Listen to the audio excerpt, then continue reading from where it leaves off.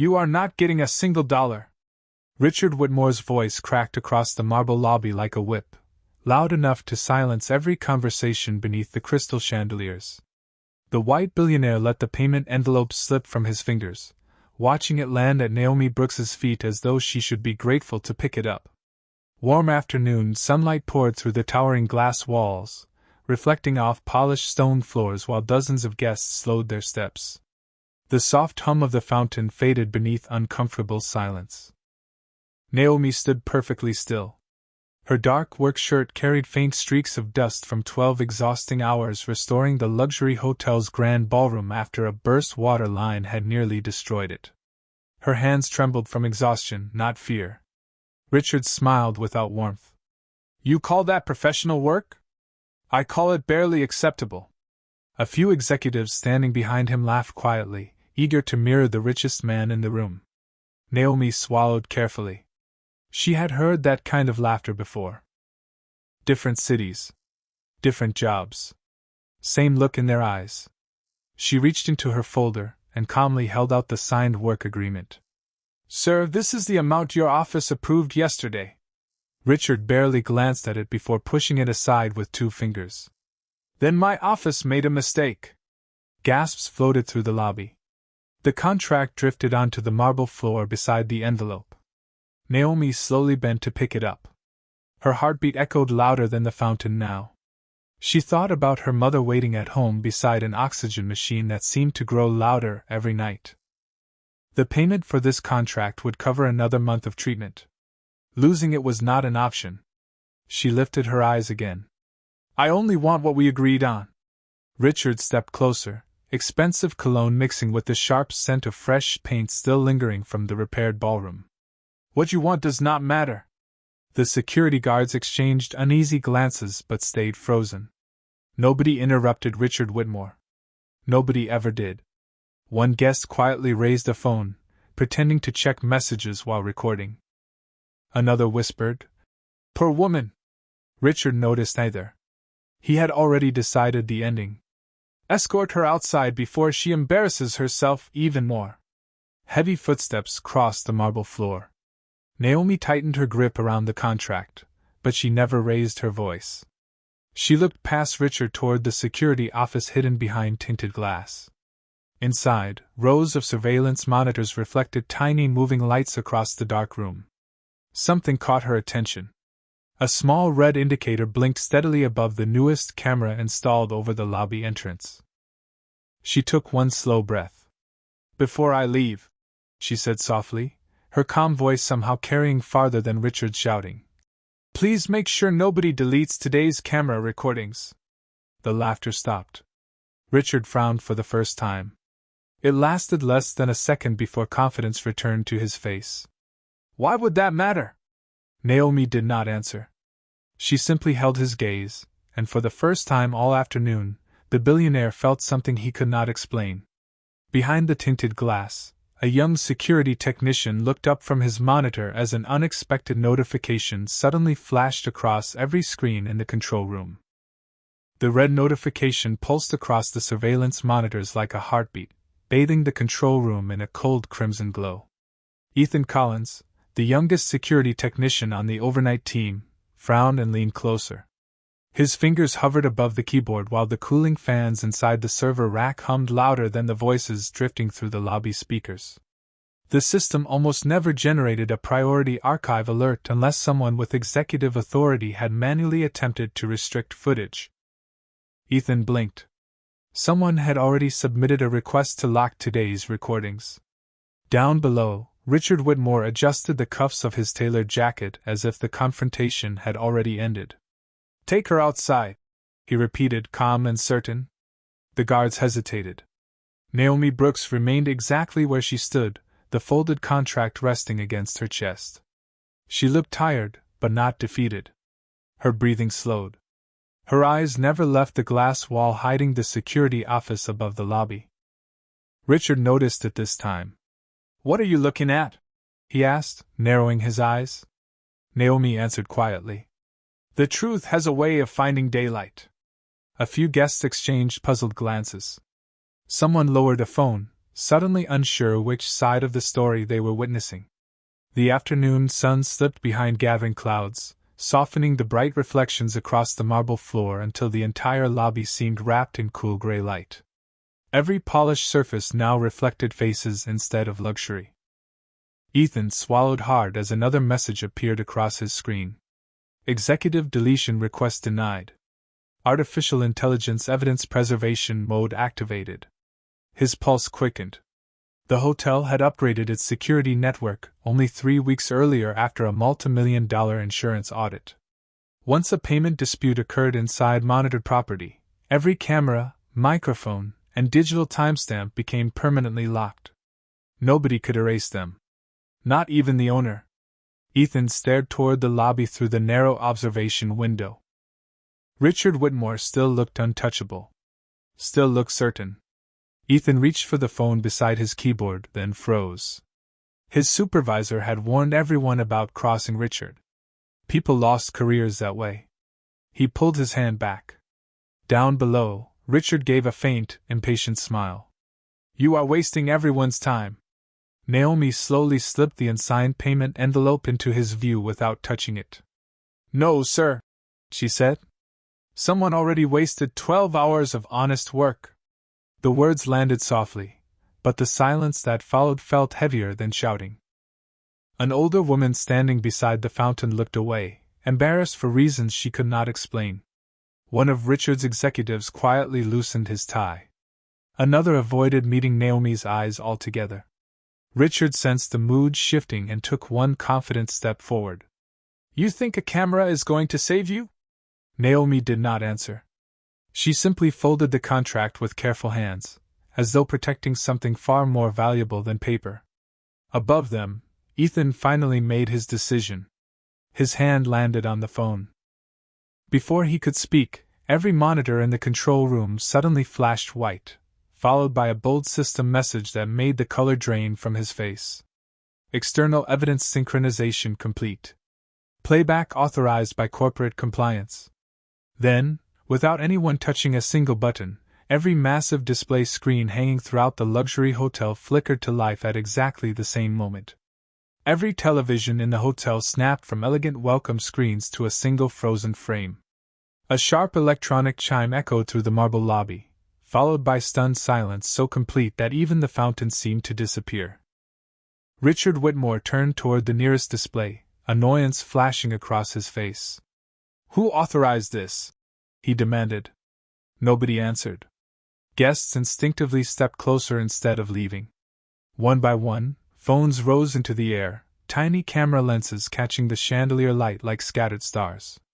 Upstairs, Ethan Collins stared helplessly at his keyboard. Every command he entered came back with the same response. Playback protected. Compliance lock active. His palms grew damp. He was no longer controlling the system. The system was controlling itself. Down below, Naomi Brooks stood quietly beside the revolving doors. She never smiled. She never looked victorious. She simply watched the dark screen waiting to come alive. Richard noticed her calm expression and scoffed. You planned this? Naomi slowly shook her head. No, sir. Her voice remained steady. I planned to do honest work. A murmur rolled through the crowd. The first recording appeared without warning. Grainy security footage showed Naomi arriving before sunrise, carrying heavy restoration equipment through the service entrance while most of the city was still asleep. Timestamps flickered across the corner of the screen. 5:38 in the morning. Then 6:42. 8:15. 11:26. Every hour revealed the same thing. Naomi lifting damaged furniture. Naomi directing emergency crews. Naomi climbing ladders beneath leaking ceilings while soaked insulation dripped onto her shoulders. Nobody spoke. The only sound was the quiet buzz of dozens of phones recording the recording. Richard folded his arms. Hard work does not prove payment. His confidence returned for a brief moment. Play the contract. One executive nodded eagerly, relieved to hear certainty again. But the screen ignored him. Instead, another camera angle appeared. This time the footage came from Richard's own private conference room earlier that morning. The room filled with warm sunlight pouring through floor-to-ceiling windows. Richard himself walked into frame holding Naomi's proposal folder. He opened it. He looked directly at his financial officer. "Approve the full amount," the recorded Richard said clearly.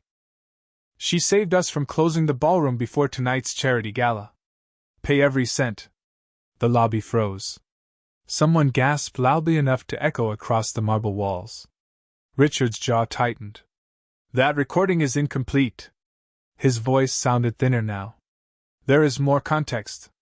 Before anyone could respond, the playback continued. Richard's recorded signature appeared on the contract. The financial officer nodded. "Done," another employee asked. "Should I process payment immediately?" The recorded Richard answered without hesitation. "After the guests arrive. Nobody notices contractors once the work is finished." A chill swept through the crowd. Naomi lowered her eyes for just a moment. Not because she had won, but because hearing those words out loud hurt more than she expected. She had suspected the truth. She had never wanted to hear it spoken. Richard stepped toward the nearest screen. "Turn it off." Nobody moved. His executives avoided his eyes. Even the guards remained frozen, their polished shoes rooted against the stone floor. Then the playback skipped unexpectedly. The image glitched. Static flashed across every display. Ethan's heartbeat slammed against his ribs. "No," he whispered. "There is another file." A hidden recording began loading. Its title appeared in bold white letters across every screen. "Private Office. Audio only. Recorded 30 minutes ago." Richard stared at the words as the color slowly drained from his face. The words "Private Office. Audio only. Recorded 30 minutes ago" remained frozen across every screen while the hotel lobby held its breath. Even the elevators stopped opening as guests abandoned their conversations, their phones raised higher, tiny recording lights glowing like red embers beneath the crystal chandeliers. Richard Whitmore forced a laugh that sounded brittle against the silence. "An audio file proves nothing." His polished shoes echoed sharply across the marble as he marched toward the nearest security guard. "Disconnect every display. Now." The guard did not move.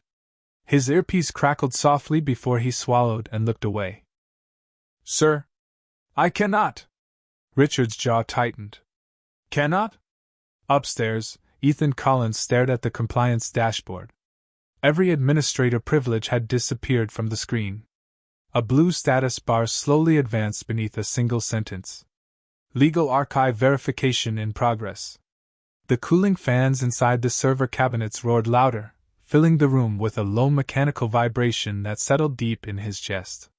Whatever was happening was no longer controlled by the hotel. Someone beyond the building now had access. Down below, the speakers hidden inside the marble columns clicked once. Static whispered through the lobby before a familiar voice emerged. Richard's own voice. Calm. Confident. "Do not process her payment today." Every head lifted toward the ceiling. Richard froze. The recording continued. "If she pushes back, tell security she violated policy. She cannot afford lawyers. She will walk away." A ripple of disbelief swept across the crowd. One executive quietly removed the company badge from his jacket. Another slowly stepped backward, putting distance between himself and Richard without saying a word.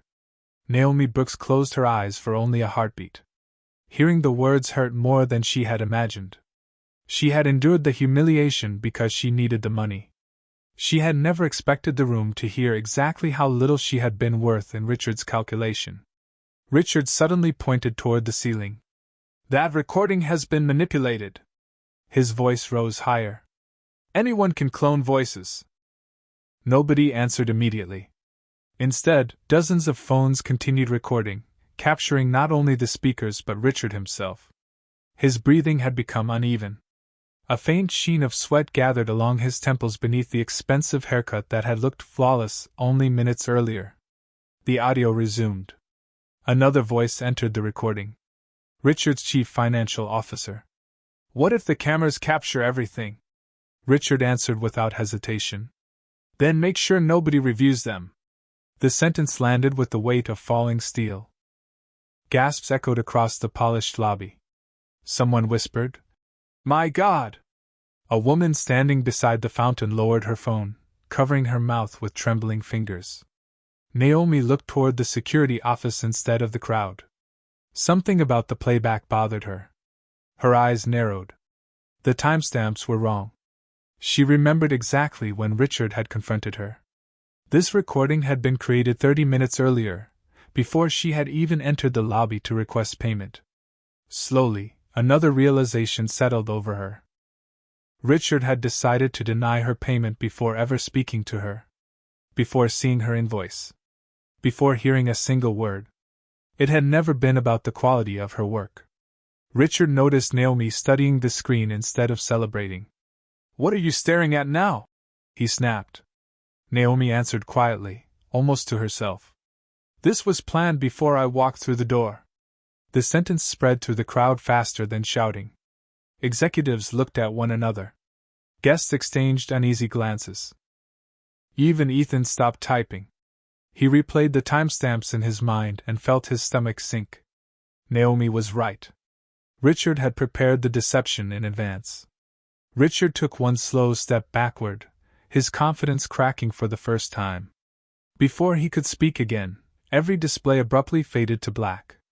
For one long second, the hotel disappeared into reflected silence. Then a new video file appeared with a title that made even Naomi's heartbeat stop. Boardroom Camera 7. Confidential. Do not distribute. The words Boardroom Camera 7. Confidential. Do not distribute glowed across every screen as the lobby seemed to lose all sound. The low hum of the ventilation system suddenly felt deafening. Richard Whitmore's breathing grew shallow. For the first time that afternoon, he looked less like the man who owned the room and more like someone trapped inside it. "This meeting is over," he barked, forcing authority back into his voice. "Everyone put your phones away." Nobody listened. Tiny recording lights continued blinking from every direction. Investors who had spent years chasing Richard's approval now stared at the screens instead of the billionaire. Naomi Brooks remained motionless near the revolving doors, her work boots leaving faint traces of dust on the polished marble. She was still holding the wrinkled contract against her chest, but her attention had shifted away from Richard. Something about the file name unsettled her. She had never been inside the boardroom. Whatever was coming had nothing to do with her request for payment. The screen faded from black. A conference room appeared, empty except for Richard and 3 senior executives seated around a long walnut table. The timestamp showed nearly an hour before Naomi had arrived at the hotel. Richard slid a folder across the table. "We delay every independent contractor payment until after the gala," his recorded voice said. "If anyone pushes back, legal can bury them in paperwork." One executive hesitated. "What if someone records the confrontation?" Richard leaned back. "People like her cannot afford to fight us." A wave of silence rolled through the lobby. Several guests lowered their eyes. One investor slowly removed his event badge and slipped it into his pocket. Another executive standing beside Richard took an unconscious step away from him. Richard's face tightened. "That video is incomplete," he snapped. "You are seeing fragments." Naomi looked up at the screen again. Her expression changed almost imperceptibly. "No," she whispered. "Something is missing." Ethan Collins heard her through the lobby microphones and immediately reopened the system log. His fingers raced across the keyboard. The servers vibrated beneath the metal rack while status lights flickered in rapid succession. His eyes widened. The file had been edited only minutes earlier, not to create evidence, but to hide part of it. Before he could warn anyone, another synchronization alert flashed across the monitor. Additional evidence package detected. Autoplay in progress. Richard turned toward the control room window, panic replacing anger. "Stop it!" he shouted. "Shut the system down!" His voice echoed through the marble atrium, but no one moved. Every person in the lobby watched as the screen flickered once more. The previous meeting disappeared, replaced by another angle from the same boardroom. This time the camera captured someone quietly entering with a stack of documents. Naomi's eyes locked onto the silhouette before the face became clear. She inhaled sharply. It was not another executive. It was someone she recognized immediately, and the realization drained every trace of color from her face. The image froze before the face became fully visible, leaving the lobby suspended in absolute silence. Even the fountain seemed quieter now, its gentle water barely audible beneath the low vibration of the ventilation system. Naomi Brooks did not blink. Her breathing slowed until it became almost impossible to notice. Around her, dozens of phones remained raised, but nobody spoke. The confidence that had filled the room only minutes earlier had dissolved into uncertainty. Richard Whitmore stared at the darkened screen, his reflection trembling across the polished glass. He tugged at the sleeve of his tailored jacket, an unconscious gesture that betrayed the composure he was desperately trying to preserve. "Play it," one investor said quietly from the back of the crowd. Another answered just as softly. "No, let it finish on its own." Upstairs, Ethan Collins rested both hands against the metal console. The server fans, which had screamed only moments ago, settled into a steady mechanical hum. One notification appeared after another across his monitor, each confirming the same thing. Evidence authenticated. Archive protected. External legal copy completed. He swallowed hard. Whatever happened next could no longer be erased. Down below, Naomi slowly lowered the contract she had been holding against her chest. The paper was wrinkled from hours of work and nervous hands, yet she smoothed it carefully with her fingertips, as though reminding herself why she had walked into the building in the first place. She had come for honest pay, nothing more. She looked toward the nearest screen again. "It is not the whole story," she said quietly. Richard turned sharply. "You know what that file contains?" His voice no longer carried the certainty that had dominated the lobby. Naomi met his eyes without anger. "No." She paused. "But I know what is missing." A ripple moved through the crowd. Several executives exchanged uneasy looks. They had expected celebration from Naomi after the previous recordings. Instead, they saw restraint. She was not chasing revenge. She was waiting for the truth to arrive completely. That unsettled them more than any accusation could have. The chandelier light reflected across the marble floor, stretching long silver lines between Naomi and Richard like invisible barriers either of them could cross. A phone vibrated somewhere in the crowd. Then another. Investors glanced down almost in unison. News alerts had begun appearing across their screens. Someone whispered, "Corporate compliance has been notified." Another quietly added, "The board is already calling." Richard heard every word. His jaw tightened, but he no longer answered. His attention remained fixed on Naomi, searching for some sign that she had orchestrated everything. All he found was exhaustion and a calm he could not understand. She looked like someone who had carried disappointment for years and had finally decided to stop running from it. Ethan noticed another encrypted file unlocking in the archive. Unlike the others, this one carried no company label and no executive authorization. Its source was marked only with a single timestamp from months earlier. His heartbeat quickened. This recording existed long before today's confrontation. It had been waiting. He hesitated over the playback controls, but the cursor never responded. The system made the decision for him. Across the lobby, every display faded into black once more. Reflections replaced images, forcing everyone to look at themselves before the next recording appeared. Then, in the center of every screen, a single line of white text slowly emerged. Original witness statement. Recorded 183 days ago. Naomi's eyes widened for the first time that afternoon, while Richard quietly took one step backward without realizing he had moved. The words "original witness statement" recorded 183 days ago lingered on every screen while the lobby stood perfectly still. Nobody reached for an elevator. Nobody walked toward the exit. Even the quiet hum of the air conditioning seemed to fade beneath the weight of expectation. Naomi Brooks stared at the display, her heartbeat slow and steady now, as though some forgotten memory had finally caught up with her. Richard Whitmore could not look away.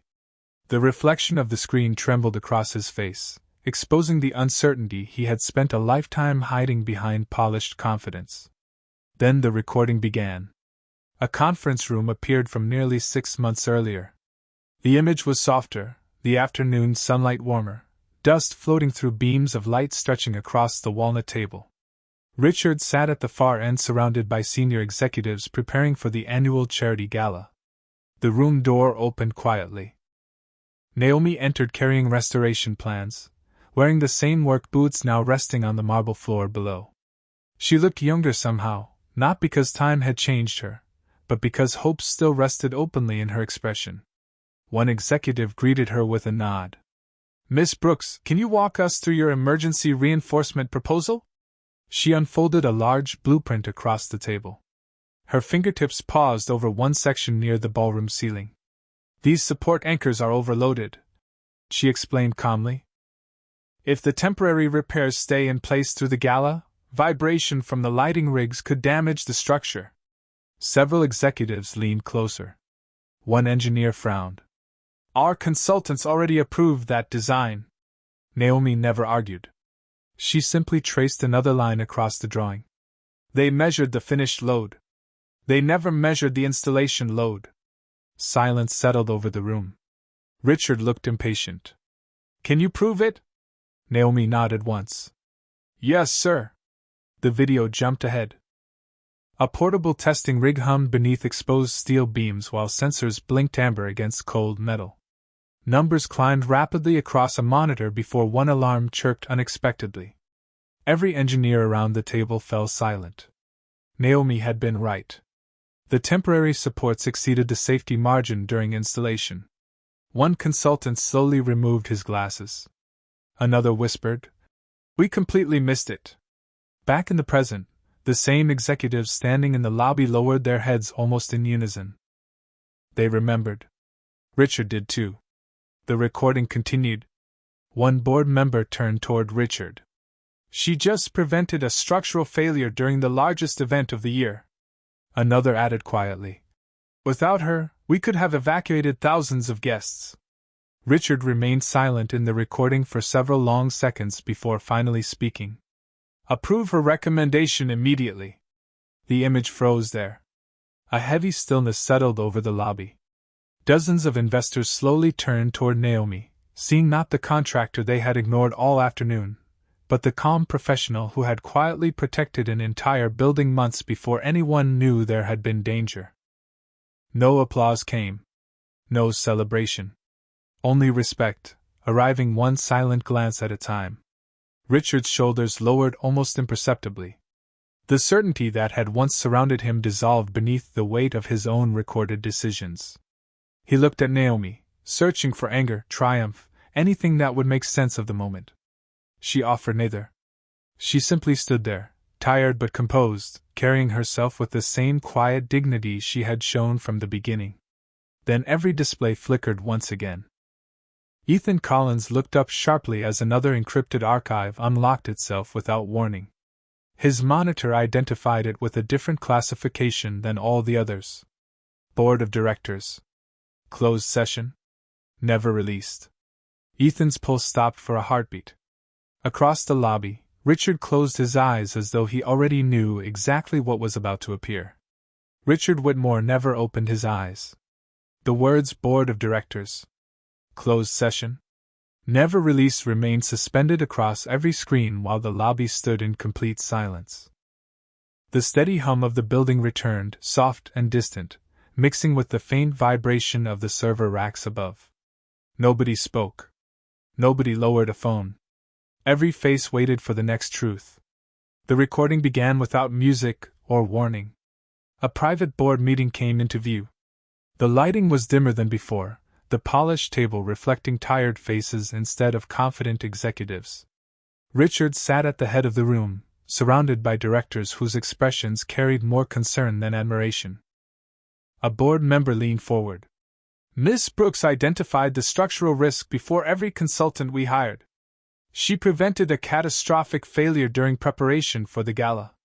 Another director nodded slowly. If her calculations had been ignored, the ballroom would have been closed indefinitely. Silence followed. Richard looked down at the documents in front of him before speaking. Send her our appreciation. One director frowned. Only our appreciation? Richard hesitated. The room seemed to hold its breath. Do not make this public, he finally said. If people learn an outside contractor corrected our engineering review, investor confidence will suffer.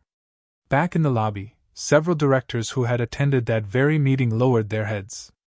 One elderly investor quietly removed his glasses and exhaled through trembling lips.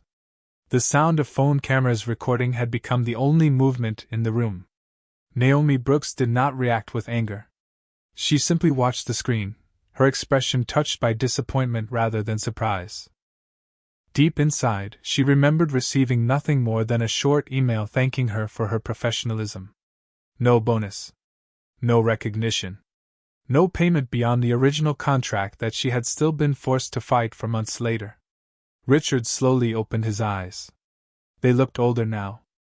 The confidence that had once filled them had faded beneath something heavier. Regret. A young executive standing only a few feet away looked toward Naomi before taking a careful step forward. His polished shoes echoed softly against the marble floor. Miss Brooks. His voice nearly failed him. I was in that meeting. Naomi turned toward him. He lowered his head without being asked. I should have spoken. The words hung quietly in the air. Another executive followed. Then another. Without discussion or instruction, people who had remained silent all afternoon slowly acknowledged the woman they had barely noticed hours earlier. Not because the screens demanded it, but because their own conscience finally did. Richard watched each silent apology unfold in front of him. Every respectful glance toward Naomi felt heavier than any public accusation. He understood that authority could command obedience, but never respect. Respect had quietly crossed the room without asking his permission. Naomi folded the worn contract one last time and slipped it into her work bag. Her shoulders remained relaxed. There was no satisfaction in her face, only relief that the truth no longer belonged to her alone. She started walking toward the revolving doors. No guard blocked her path. No executive questioned her. The crowd instinctively stepped aside, creating a clear passage across the marble floor. Richard looked up just as she reached the entrance. Miss Brooks. His voice was almost unrecognizable now, softer than anyone in the lobby had ever heard. Naomi paused but did not turn around. Warm evening sunlight poured through the glass doors, wrapping her silhouette in amber light, while the cold lobby remained behind her. Richard drew one slow breath, struggling to find words that money, power, and influence had never taught him to say. Before the silence could break, every display inside the hotel suddenly changed again. A single notification appeared across every screen. Final corporate decision now receiving board vote. The words final corporate decision now receiving board vote lingered above the silent lobby as the last rays of evening light stretched across the marble floor. No one reached for a phone anymore. One by one, the recording lights disappeared. The room no longer needed another video. It had already witnessed enough. A soft chime echoed through the speakers. Then another. Upstairs, Ethan Collins watched the voting window close on his monitor. The cooling fans inside the server rack slowed to a steady whisper, their metallic vibration fading into the background. He read the result once, then again, almost unable to believe it. The board had voted unanimously. An official notice appeared across every display. Independent review ordered. Contractor payment authorized in full. Executive conduct investigation approved. The words were simple, almost clinical, yet they carried the weight of everything that had happened that afternoon. A quiet breath passed through the crowd. Richard Whitmore never looked at the screens. His eyes remained fixed on Naomi Brooks, who still stood near the revolving doors with her work bag resting lightly against her shoulder. The distance between them felt greater than the width of the lobby. It was measured in choices, not feet. Richard took several slow steps forward. The sharp confidence that had once marked every movement was gone. His polished shoes echoed softly against the marble, each step sounding heavier than the last. He stopped several feet away from Naomi. For a long moment, neither of them spoke. The silence carried more truth than any argument ever had. Finally, Richard lowered his gaze. "Miss Brooks," he said quietly, "I judged your worth before I ever looked at your work. I cannot undo that." Naomi listened without interruption. She saw no performance in his face, only the exhaustion of someone confronting the consequences of his own decisions. Richard reached into his jacket and removed the wrinkled payment envelope that had remained untouched on the floor until one of the guards quietly picked it up. He held it out with both hands. "This should have been yours from the beginning." Naomi accepted the envelope without counting it. She slipped it into her work bag beside the folded contract. "Thank you," she answered gently. Her voice held neither triumph nor resentment. Only calm. Richard hesitated before asking one final question.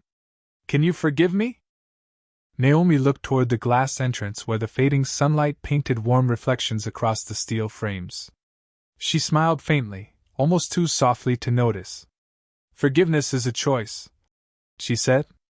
"Trust is something we build with what we do next." Richard nodded once. He understood. There would be no instant redemption, no single apology large enough to erase what had happened. Only the difficult work of becoming someone different. Around them, investors, employees, and guests quietly stepped aside as Naomi walked toward the exit. This time they did not move because of authority. They moved out of respect. The revolving doors turned slowly. Cool evening air drifted into the lobby, replacing the lingering warmth trapped inside all afternoon. Naomi stepped outside, where the city lights had just begun reflecting across rain-dark pavement. Behind her, the hotel remained silent. Richard stood exactly where she had left him, watching her disappear into the evening with nothing more than a worn work bag and the quiet dignity no one had been able to take from her. The last screen in the lobby faded to black, leaving only the reflection of everyone standing there, each person forced to face the one image no camera could ever edit.